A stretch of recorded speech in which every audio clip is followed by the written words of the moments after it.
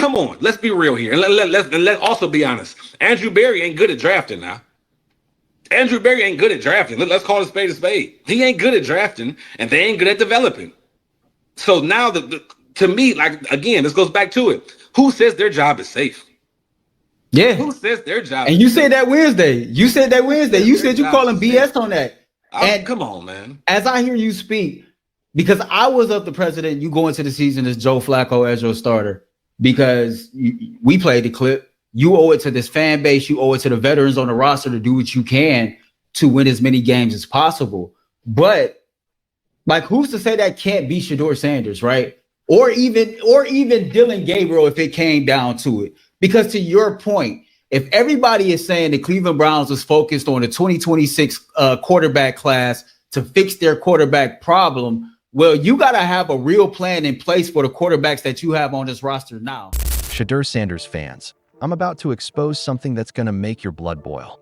We just got some absolutely insane footage of Shedeur working out in Miami, looking like a straight-up first-round talent, and I can't stop thinking about how Andrew Berry completely botched this draft.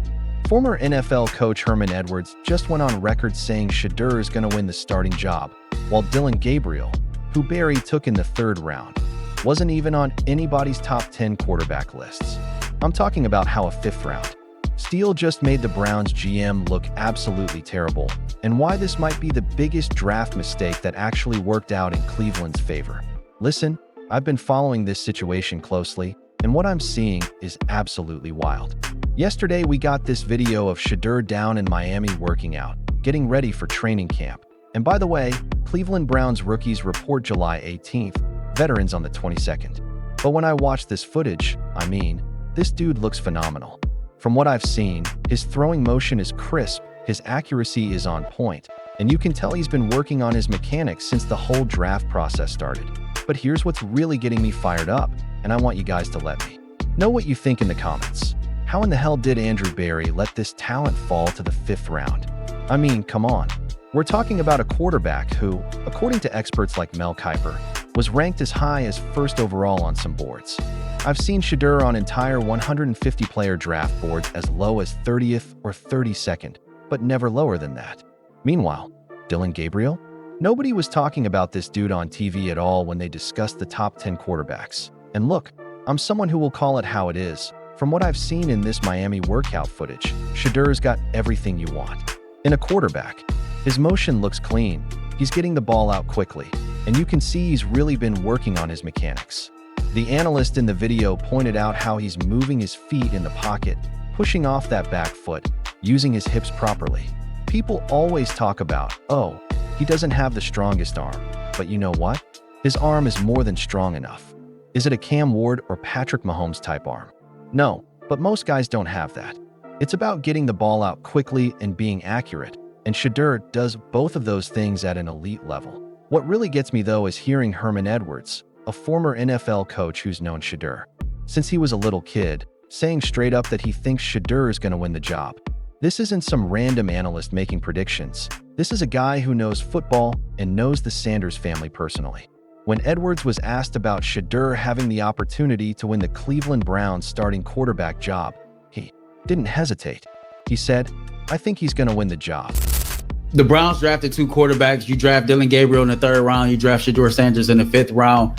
And when I definitely agree that there was other things that made Shedeur Sanders fall as far as he fell in the draft. Let's just keep it real. When we went through this entire pre-draft process and we did our shows and we were talking about quarterbacks to the Cleveland Browns and we were ranking the top draft prospect quarterbacks, not once did I see Dillon Gabriel listed in the top 10 of any of those quarterbacks. When they ranked the top 100, 150 players, I never seen Dillon Gabriel ranked in the top 100, top 25.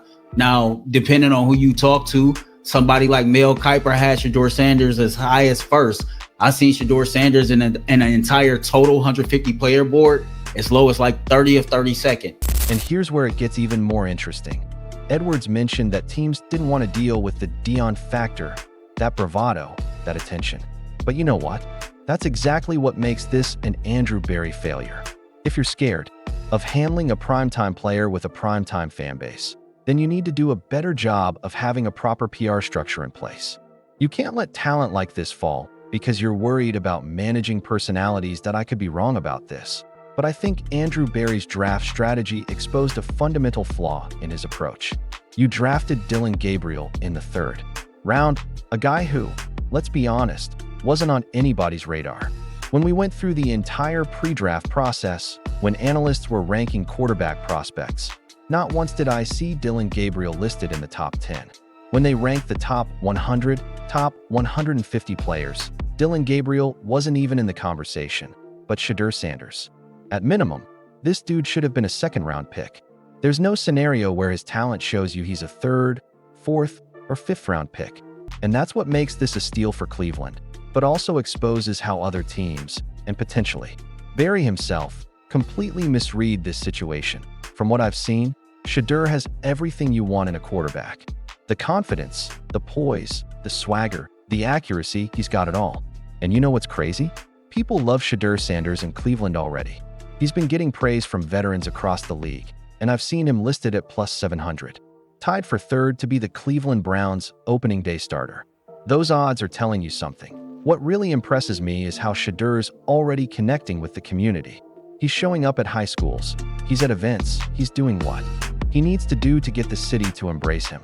And that's the best way to get people behind you, by showing you give a damn about something that matters to them. But here's where I'm going to get controversial, and I want you guys to tell me if I'm wrong in the comments. If the Browns are really looking at the 2026 quarterback class as their answer, which is what everyone's been saying, then why aren't we seeing more of these rookies? If that's truly the plan, then I don't want to see Joe Flacco out there. The man is 40+ years old. We know what we're getting. I don't want to see Kenny Pickett either.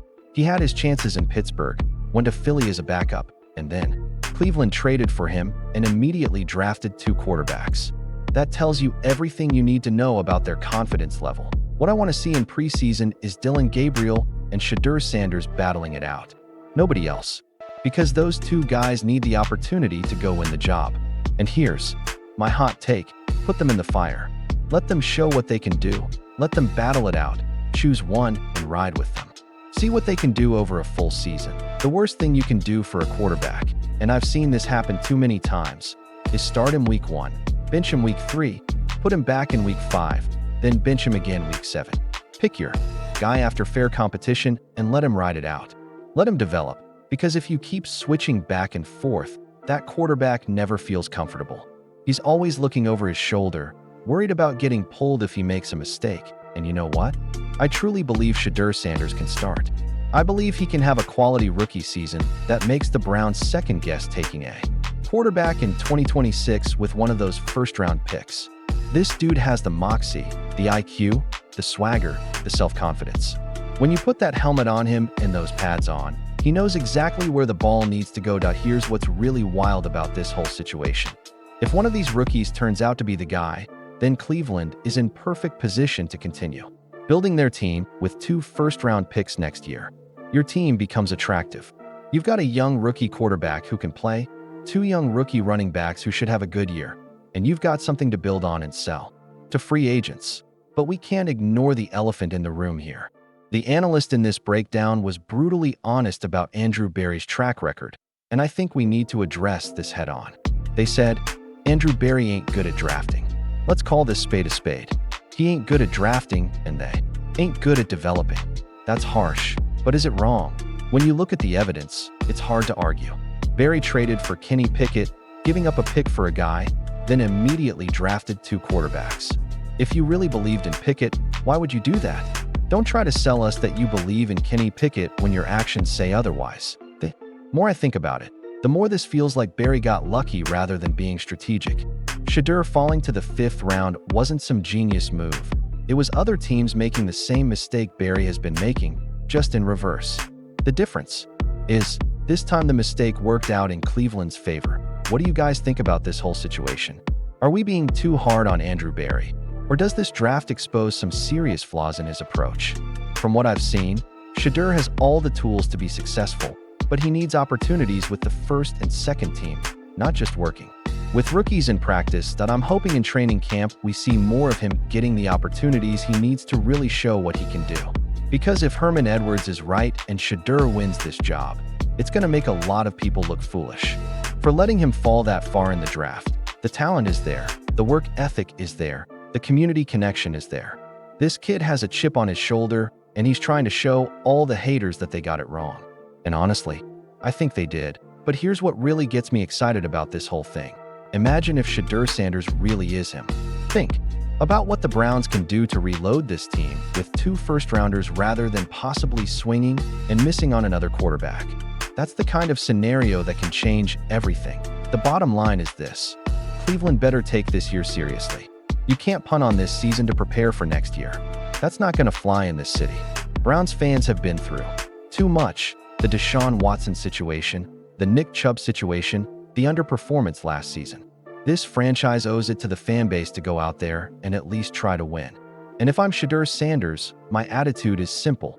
To hell with what y'all talking about. I ain't trying to lose a damn thing. I'm gonna go out here and ball and show. Y'all, I'm him. To hell with Arch Manning. To hell with the rest of them dudes in 2026. I'm here right now.